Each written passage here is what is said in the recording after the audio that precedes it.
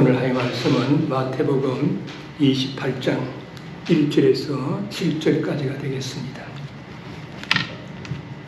1절씩 교독을 하도록 하겠습니다.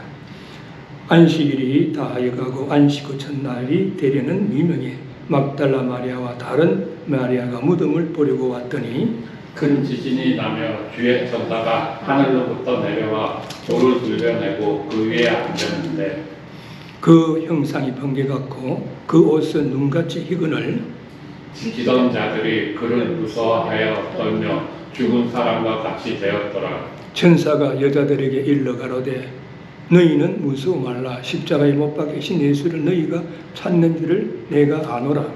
그가 여기 계시지 않고 그가 말씀하시던 대로 살아나셨느니라. 와서 그가 누우셨던 곳을 보라. 7절 다 같이 또 빨리 가서 그의 제자들에게 이르되 그가 죽은 자 가운데서 살아나셨고 너희보다 먼저 갈릴리로 가시나니 거기서 너희가 배우리라 하라. 보라 내가 너희에게 이르느니라 하거늘. 아멘. 오늘은 예수님의 부활이라고 하는 제도가 있어 같이 은혜를 나누기를 원합니다. 오늘날 말이죠. 부활이라고 하는 말은 믿지 않는 세상 사람들도 일반적으로 사용을 하는 그런 경우가 있습니다. 사람들은 한 번 더 어떤 기회를 얻게 됐을 때에 부활이라고 이렇게 표현하기도 합니다. 운동 경기에서 진 자에게 다시 한번 기회를 주어가지고 시합을 할 수 있도록 하는 것을 패자 부활전이다라고 이렇게 이야기하기도 합니다. 권력을 잃은 사람이 다시 권력을 얻으면 부활했다라고 이렇게 말하기도 합니다. 고난과 역경을 극복하고 다시 일어나면 새롭게 부활했다라고 이렇게 말하기도 합니다. 또한 말이죠. 죽은 자의 부활은 믿지 않지만은 부활의 의미를 더해가지고 말들을 하기도 합니다. 비록 그는 죽었지만은 그가 남긴 정신은 이어져 지금도 살아있다. 그의 몸은 비록 떠났으나 그의 작품은 계속 많은 이들의 가슴 속에 살아있다. 그의 몸은 우리 곁에 없지만은 그의 음악은 우리들의 마음속에 살아있다라고 하는 등등 부활을 믿지 않는 사람들도 이러한 표현들을 사용하기도 합니다. 그러면 성경적인 부활의 의미란 무엇인가? 죽은 사람의 몸과 영을 되살아나게 하는 하나님의 기적을 성경에서는 부활이라고 말씀하는 것입니다. 헬라어로 아나스타시스 하는 말은 일어남이라고 하는 그런 뜻을 가지고 있고 헬라어로 엥게르시스라고 하는 말은 일으킴이라고 하는 그런 말의 뜻을 가지고 있습니다. 예수님은 우리 인생들의 죄를 대속하시기 위해서 십자가에서 죽으셨다가 성경대로 3일 만에 부활을 하셨습니다.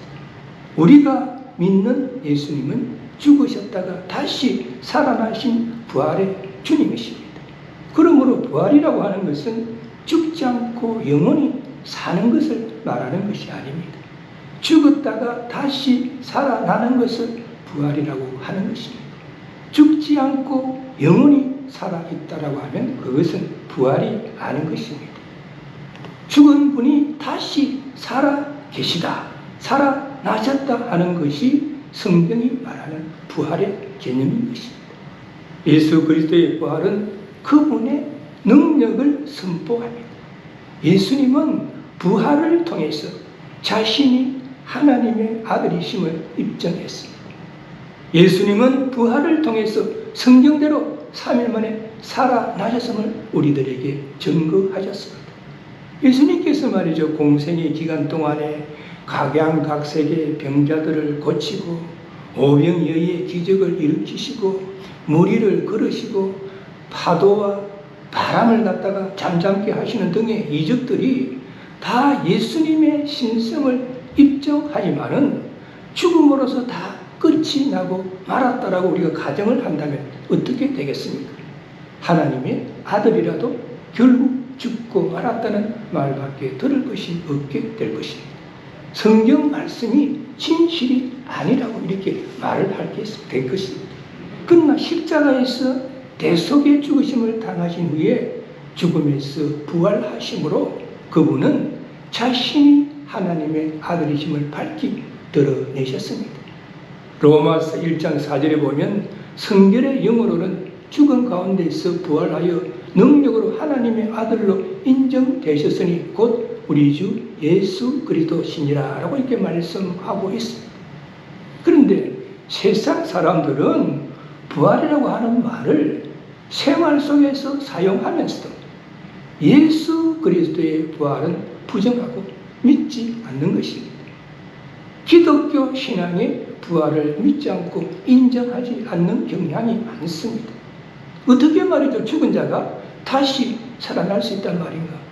심지어 말이죠. 교회에 출석하는 성도들 중에서도 예수님의 부활에 대해서 의무를 가지는 성도도 있습니다.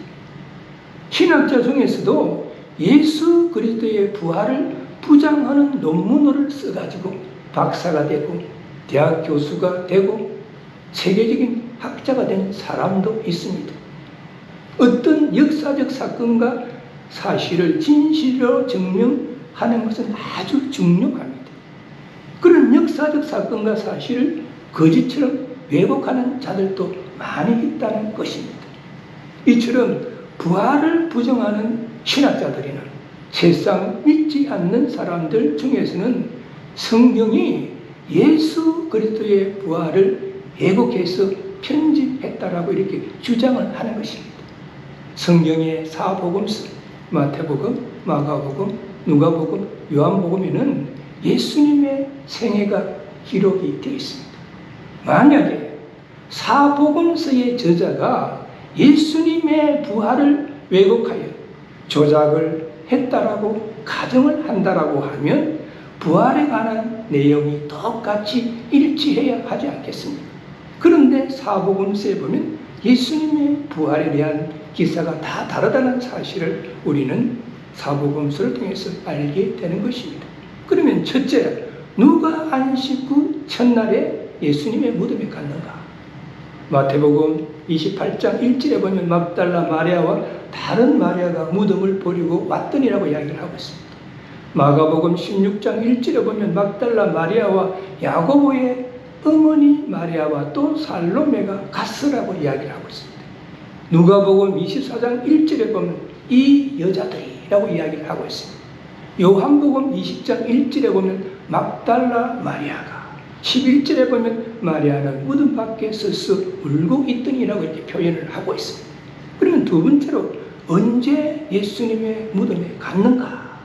마태복음 28장 1절에 보면 안식 후 첫날이 되려는 미명에, 마가복음 16장 2절에 보면 안식 후 첫날 매우 일찍이 해 돋을 때에 무덤으로 가며, 누가복음 24장 1절에 보면 안식 후 첫날 새벽에, 요한복음 20장 1절에 보면 안식 후 첫날 이른 아침 아직 어두울 때라고 표현하고 있습니다. 그러면 세 번째로 무엇을 보았는가 하는 것입니다. 마태복음 28장 2절에 보면 주의 천사가 하늘로서 내려와, 마가복음 16장 5절에 보면 흰옷을 입은 한 청년이 우편에 앉은 것을 보고 놀라며, 누가복음 24장 4절에 보면 찬란한 옷을 입은 두 사람이, 요한복음 20장 13절에 보면 천사들이 가로되 여자여 어찌하여 오느냐 이렇게 말씀을 하고 있습니다. 이처럼 사복음서에는 예수님의 부활에 대한 기록이 다 다르게 기록이 되어 있다는 사실입니다. 만약에 예수님의 부활에 대해서 성경이 조작을 했다라고 한다면, 말을 맞추었다라고 한다면 그 내용이 일치해야 되지 않겠습니까? 결론적으로 안식 후 첫날 새벽에 여인들이 예수님의 무덤을 찾아갔고 돌무덤에 돌이 굴려 열려 있었고 천사들이 나타나 예수님의 부활을 증거했다는 사실입니다. 그래서 말이죠, 예수님의 부활이 여인들의 입을 통해 가지고 제자들에게, 사람들에게 전해졌습니다. 그 당시에, 예수님 당시에 여자들이 앞장서서 어떤 일을 할 수 있는 시대적인 상황이 아니었습니다.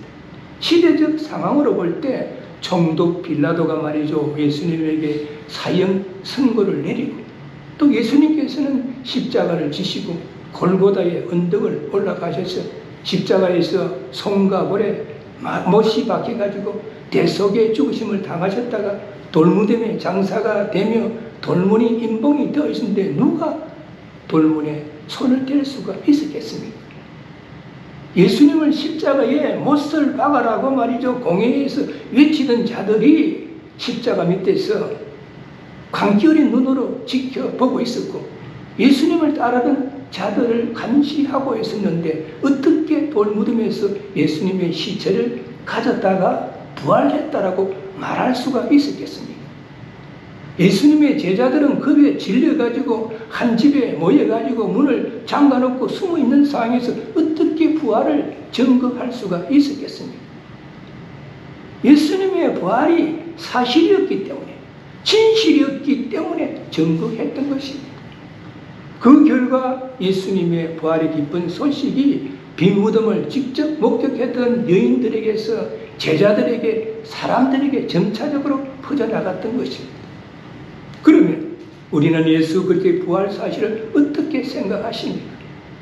우리는 부활절을 맞이해서 다시 한번 생각해야 될 문제는 부활의 역사성입니다. 예수 그리스도의 부활을 철학적으로나 추상적으로나 심리적으로 설명할 문제가 아니라는 것입니다. 예수 그리스도의 부활은 역사적 사건이었고 사실이었다는 것입니다. 아무도 부인할 수 없는 역사적 사건으로부터 기독교는 시작이 되었습니다. 이 역사적 사실, 이것에 대해서 우리는 다시 한번 우리의 신앙을 새롭게 해야 할 것입니다. 그래서 말이죠, 부활 신앙이라고 하는 것은 복음의 핵심 진리요 존재 근거라고 할 수가 있는 것입니다. 예수 그리스도의 부활로 인해서 우리들의 복음은 완성이 될 수가 있었으며, 부활이 있었기 때문에 우리들의 믿음 또한 참되고 영원할 수가 있는 것입니다. 그러면 우리는 어떻게 예수님의 부활을 증거할 수가 있겠습니까? 오늘 본문에서는 천사가 선언한 예수 그리스도의 부활에 대해서 말씀하고 있습니다. 오늘 본문의 첫 번째 파트 1절에서 4절에 보면 빈 무덤에서 일어난 일에 대해서 말씀하고 있습니다. 예수님의 빈 무덤에서 어떤 일이 일어났는가? 첫째는 거룩한 여인들이 예수님의 무덤을 방문했다라고 1절에서 말씀하고 있습니다.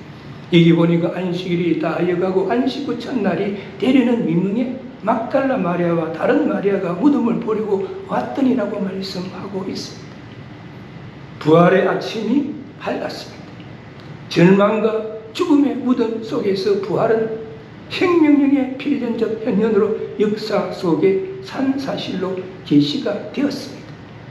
안식 후 첫날 이른 새벽 미명의 인류 역사가 있은 후 처음 있는 그런 사건이 일어났습니다. 여기서 말하는 안식일이라 하는 것은 로마 시간으로 따지면 금요일 저녁부터 토요일 저녁까지를 말합니다. 그런데 말이죠, 이 로마인들이 사용하는 시간, 현재 우리가 사용하고 있는 시간은 아침에 해가 떠서 그 다음날 아침 해 뜰 때까지를 하루로 계산합니다. 그러나 유대인들은 해가 질 때부터 그 다음날 해 뜰 때까지를 하루로 계산을 하는 것입니다. 그러므로 안식 후 첫날이라고 하는 것은 주일날이 되는 것입니다. 즉 주일 새벽 미명에 평소에 예수님을 사랑하던 막달라 마리아와 야고보의 어머니 마리아가 예수님의 무덤을 보려고 왔습니다. 우리가 한번 생각을 해보면, 추측해보면 여인들은 목매여 울었을 것입니다. 주님께서 십자가에 못 박혀서 돌아가시다니, 그것도 말이지 강도들과 함께 돌아가시다니, 수고하고 묵은 진진자들에게 힘과 용기를 주시고 낙담하고 실망한 자들에게 소망을 주시고 병든 자를 치료하여 주시고 멸시받고 천대받는 자들을 새사람으로 변화시키면서 천국 복음을 전파하시는 분이 십자가에 못 박혀 돌아가시다니, 그들은 분함을 참지 못하고 목매인 소리로 서로 대화를 나누었을 것입니다. 또한 무덤을 가로막고 있는 돌문을 누가 열어줄 것인가 걱정하면서 예수님의 무덤을 향해서 갔을 것입니다. 실성이면 감추리라고 하는 속담만 있는 것처럼 그들의 지극한 정성은 마침내 놀라운 일이 일어났습니다. 어떤 놀라운 일입니까? 2절에서 4절에 보면 말이죠. 무덤에 말에 천사가 나타났다. 여기 보니까 큰 지진이 나며 주의 천사가 하늘로서 내려와 돌을 굴러내고 그 위에 앉았는데 그 형상은 번개 같고 그 옷은 흰 눈같이 희은을 수직하던 자들이 저를 무서워하여 떨며 죽은 사람과 같이 뛰었더라라고 말씀하고 있습니다. 2절에서 4절까지는 본서만이 가지는 독특한 그런 기록입니다. 다른 복음서에서는 방문자들이 빈 무덤을 발견한 것을 언급하고 있는데 본서에서는 큰 지진이 있었다는 사실도 언급하고 있습니다.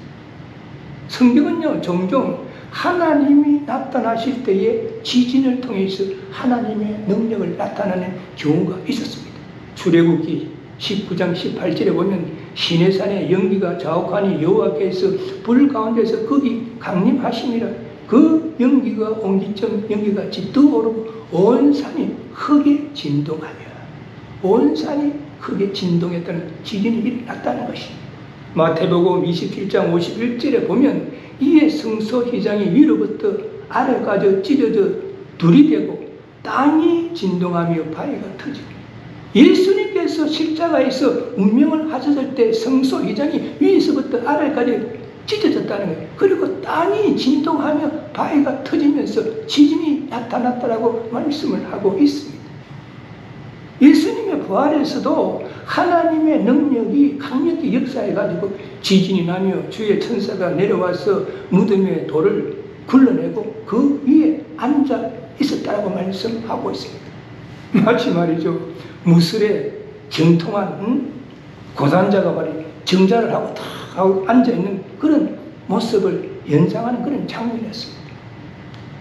예수님께서 죽음을 이겼다는 것을 당당하게 보여주는 모습과도 같았습니다. 즉 무덤의 입구를 막았던 그러한 돌이 죽음의 상징이라고 한다라고 하면 천사는 그 위에 앉아서 죽음을 이겼다고 선언하고 있는 것과 같았습니다. 그런데 그 형상은 번개와 같아가지고 모습이 당당하고 위엄이 있었고 날쌔 보였다는 것입니다. 또한 그가 입고 있는 옷은 눈같이 휘어가지고 변화산에서 변화하신 주님의 모습을 연상하게 했고 또한 부활하여 하나님 보좌 우편에 계신 주님의 모습과도 같았다는 것입니다. 그래서 말이죠. 대제사장들과 장로들에 의해 가지고 밤새 무덤을 지키도록 명령을 받은 파수꾼이 무덤을 지키다가 땅이 말이죠. 진동을 하고 지진이 나서 천사가 나타나고 그리고 무덤 입구에 돌을 굴리고 그 위에 앉은 모습을 보고 혼비백산해가지고 죽은 사람과 같이 되었다고 말씀하고 있습니다. 그런데 문제는 무덤 안에 있어야 할 예수님의 시체는 파수꾼들이 밤새 지켰음에도 불구하고 없어졌다는 거예요. 번개 같고 눈같이 흰 옷을 입은 천사의 출매 그들은 실로 혼비백산했다라고 말씀하고 있습니다. 그런데 오늘 본문의 두 번째 파트인 5절에서 7절에 보면 빈 무덤에 천사가 나타나가지고 그들이 말씀을 선언하는 거예요. 어떤 말씀을 선언합니까? 5절에서 6절에 보면 그의 말씀대로 예수가 부활하셨다라고 이야기를 하는 거예요. 천사가 여자들에게 일러 가로되 너희는 무서워 말라. 십자가에 못 박히신 예수를 너희가 찾는 일을 내가 아노라. 그가 여기 계시지 않고 그의 말씀하시던 대로 살아나셨느니라. 와서 그의 누우셨던 곳을 보라 라고 천사가 말씀을 하는 거예요. 예수님의 무덤을 찾은 거룩한 여인들은 그 영광과 그리고 환상에 놀랐습니다. 그런데 천사의 음성을 듣고 곧 평온과 기쁨을 되찾게 되었습니다. 천사는 여인들에게 뭐라고 이야기합니까? 너희는 무서워 마라. 이로의 말을 하는 거예요. 나를 보고 무서워하지 말라.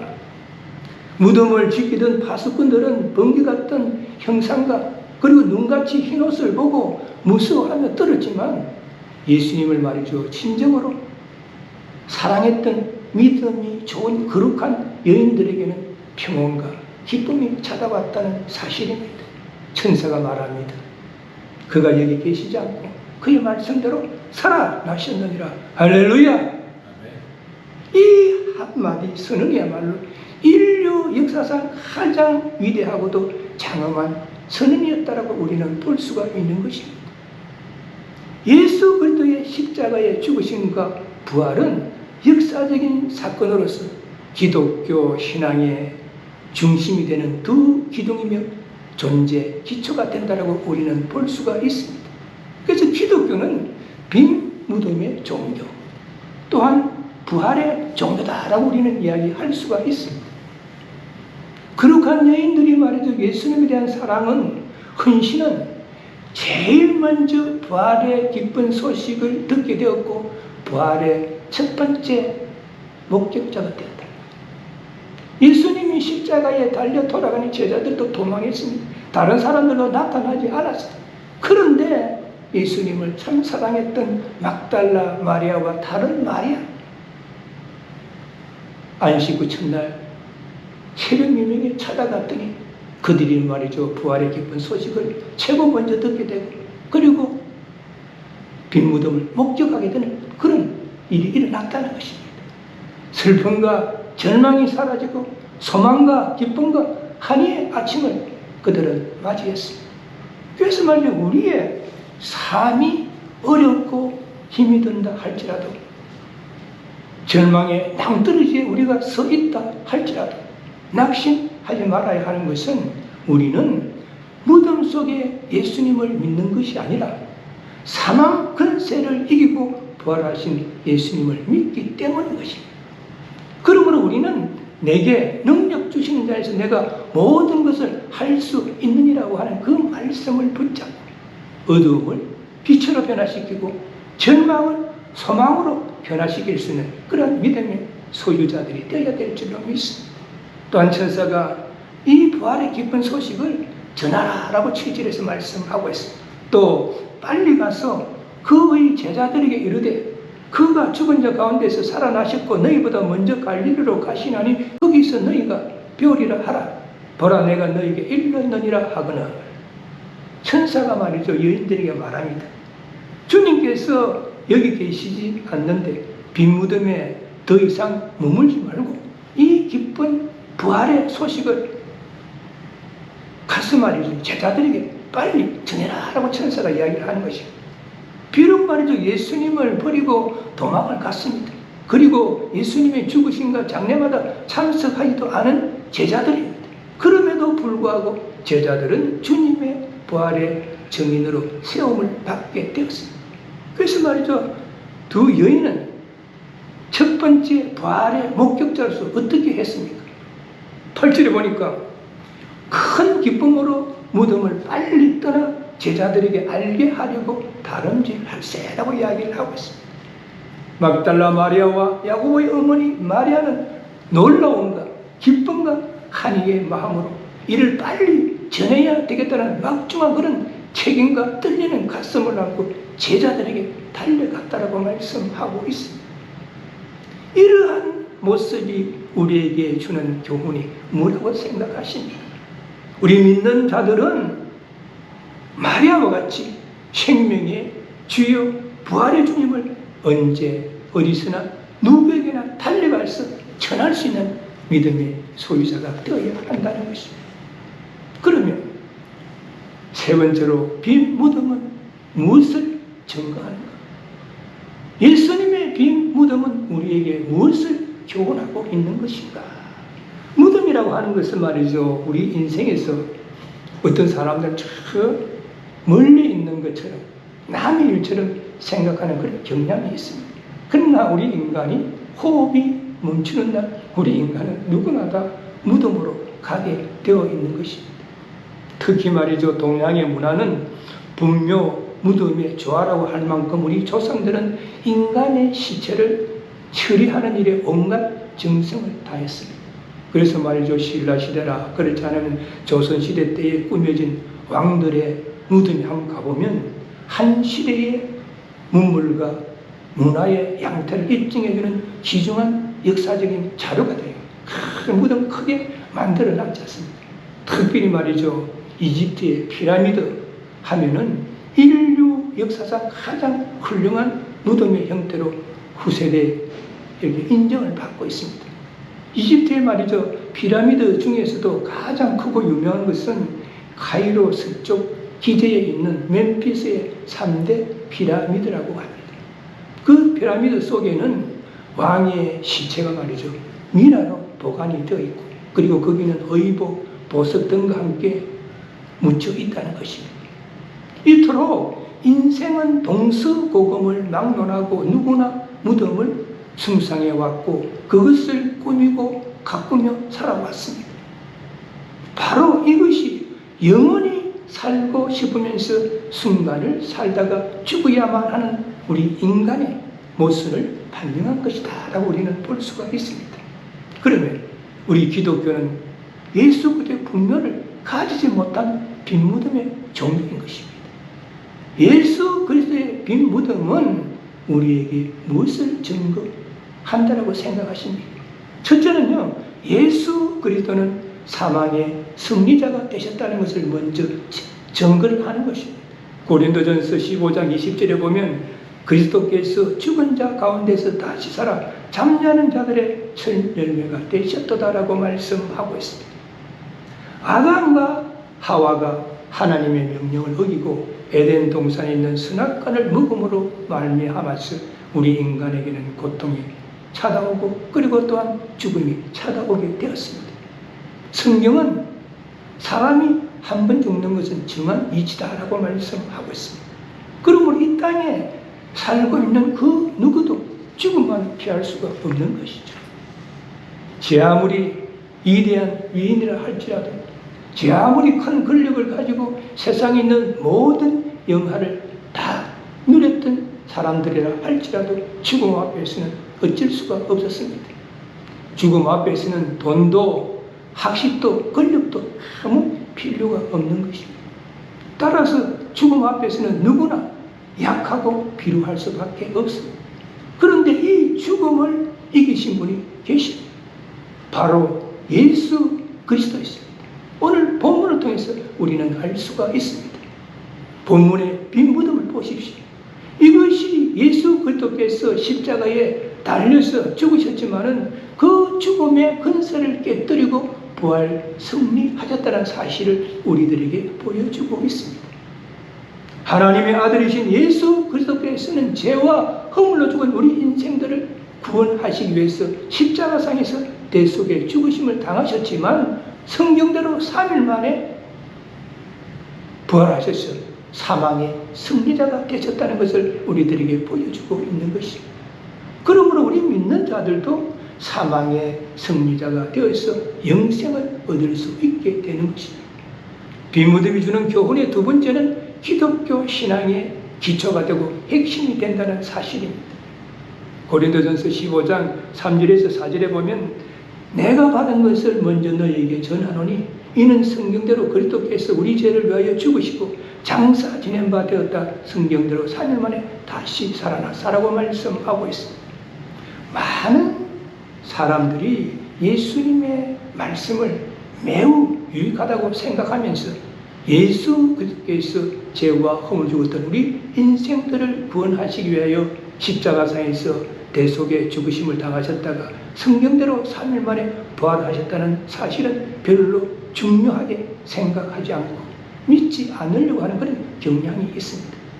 또 어떤 사람은 예수 그리스도께서 부활하신 것이 믿는 자들에게는 어떤 의미를 주는지에 대해서도 바르게 알지 못하고 신앙생활하는 사람들도 있습니다. 그러나 예수 그리스도께서 부활하셨다는 이 사실은 기독교의 모든 진리 중에서도 가장 중요한 진리 중에 하나입니다.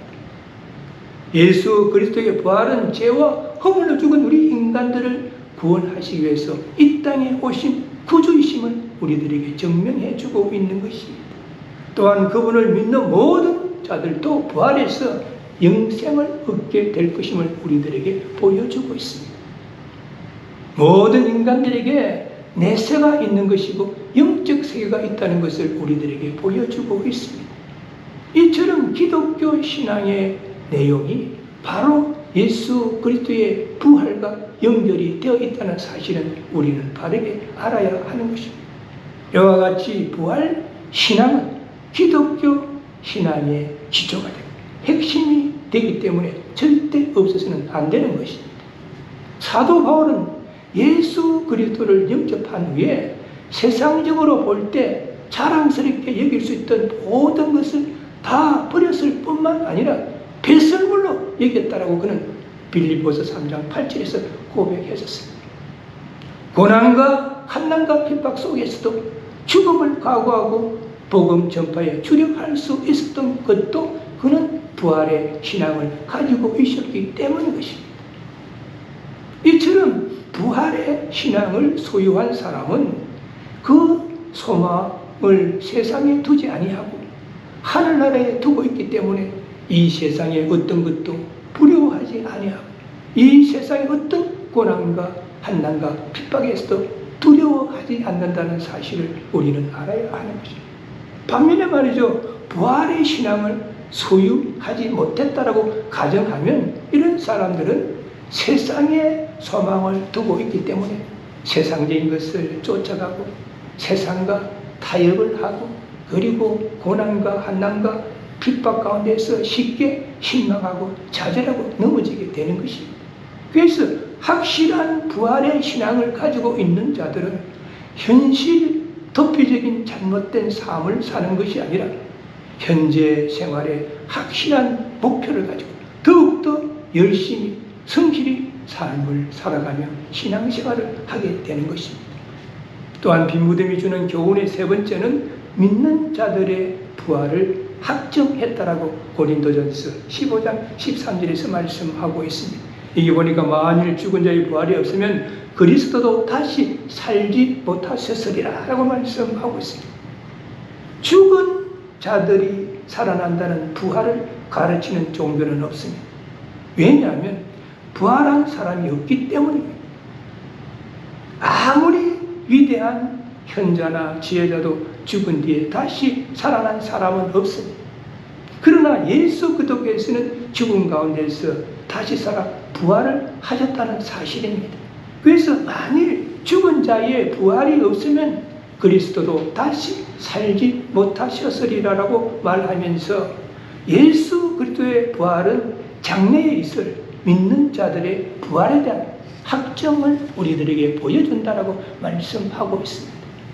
그러면 예수 그리스도는 자신의 부활을 어떻게 성도의 부활의 확실한 방편이 되는가 하는 것이죠. 그것은 말이죠, 우리 인간은 누구나 아담의 후손으로 원죄를 가지고 죄가를 가지고 태어남으로 사망의 권세 아래에 있지만 우리 믿는 자들은 예수 그리스도를 믿음으로 인해 가지고 새로운 피조물로 거듭나게 되고 침례하시는 역사에 의해서 주님의 몸된 교회 영적인 유기체가 되었습니다. 그러므로 예수 그리스도의 부활은 우리 성도들에게 믿는 자들에게 그대로 미치게 되게 되는 것입니다. 그래서 고린도전서 15장 22절에 보면 아담 안에서 모든 사람이 죽은 것 같이 그리스도 안에서 모든 사람이 삶을 얻으리라 라고 말씀하고 있습니다. 그러므로 우리 믿는 자들은 예수 그리스도 안에서 부활의 확신을 가지고 영원한 하늘나라를 바라보는 소망 가운데서 기쁘고 즐거운 하루하루의 삶을 살아가도록 우리는 노력을 해야 할 것입니다. 예수 그리스도의 부활은 역사적인 사실이고 부활신학은 복음의 핵심 진리이고 존재 근거가 되는 것입니다. 예수 그리스도의 부활로 인해서 우리의 복음은 완성이 될 수가 있고 진정 부활이 있기에 우리의 믿음 또한 참되고 영원할 수 있다라고 우리는 볼 수가 있습니다. 그러면 우리는 부활절을 맞이해서 어떻게 해야 할 것인가? 매년 말이죠, 습관적으로 의례적으로 부활절을 맞이하는 것이 아니라 부활절을 맞이해서 우리는 어떻게 해야 할 것인가? 하나님께서 원하시고 기뻐하시는 믿음의 소유자들로 부활해야 할 것입니다. 입으로만 주여 주여를 외치는 것이 아니라 믿음과 행함이 습관되는 그런 삶을 살며 신앙생활하는 믿음의 소유자로 우리는 부활해야 할 것입니다. 말과 혀로만 사랑을 미치는 것이 아니라 행함과 진실함으로 예수 그리스도의 사랑을 실천하는 믿음의 소유자들로 우리는 부활해야 할 것입니다. 우리 모두 예수 그리스도의 부활은 역사적인 사실이고 복음의 핵심 진리임을 믿고 언제 어디서나 누구에게나 예수 그리스도의 부활을 증거해서 하나님의 영광을 드러내며 예수 그리스도의 복음의 강철을 빛낼 수 있는 믿음의 소유자들이 되시기를 주님의 이름으로 축원합니다. 아멘. 기도하시겠습니다. 은혜의 주님, 2000년 전 칼보리 산상의 십자가에서 죄와 허물을 입었던 우리 인생들을 구원하시기 위하여 우리 주님께서 대속의 죽으심을 당하셨는데 그때 예수님을 사랑하는 막달라 마리아와 그리고 다른 마리아가 예수님의 돌무덤을 찾아갔을 때 홀연히 천사들이 나타나서 돌무덤의 돌을 굴러내고 그 위에 앉아서 말씀하기를 너희들이 예수 그리스도를 찾는 줄을 내가 알고 있는데 그가 여기 계시지 아니하고 그가 말씀하신 대로 살아나셨느냐고 말씀하심으로써 예수 그리스도의 부활이 역사적인 사실임을 우리들에게 증거하시고 또한 예수 그리스도의 부활이 복음의 핵심 진리임을 증거하시면서 막달라 마리아와 다른 마리아에게 어서 가서 제자들에게 전하라고 말씀하셨던 것과 같이 우리도 이 말씀을 다시 한번 바르게 이해하고 마음판에 새겨서 부활의 그 기쁨과 감격을 지식으로만 아는 것이 아니라 부활의 기쁨과 감격을 나만 간직하는 것이 아니라 우리 주위에 알지 못하는 자들에게 예수 그리스도의 부활을 증거하는 부활절기가 되고 또한 믿음의 소유자들이 될 수 있도록 우리 모두를 인도하시고 넘치도록 축복하여 주옵소서. 우리 주 예수 그리스도의 이름으로 간절히 기도드리옵나이다. 아멘. 지금은 죄와 허물을 입었던 우리 인생들을 구원하시기 위하여 이 땅에 오셔서 우리 인간들의 죄를 대신하여서 십자가에서 대속의 죽으심을 당하셨다가 성경대로 3일 만에 부활하신 우리 주 예수 그리스도의 은혜와 독생자 예수 그리스도를 이 땅에 보내주셔서 우리 인생들을 구원하시도록 십자가상에서 속죄의 제물로 삼으신 하나님의 크신 사랑과 오늘도 우리들의 마음 가운데 내재하시고 감화 감동케 하시는 성령님의 역사하심 오늘 정글의 말씀을 다시 한번 붙잡고 예수 그리스도의 부활은 역사적인 사실이고 예수 그리스도의 부활은 기독교의 핵심 진리임을 다시 한번 바르게 깨달아 알고 언제 어디서나 누구에게나 예수 그리스도의 부활을 증거하기를 소원하는 이 자리에 모이신 모든 분들과 그 가정과 삶의 현장 위에 지금으로부터 영원까지 함께할지어다. 아멘.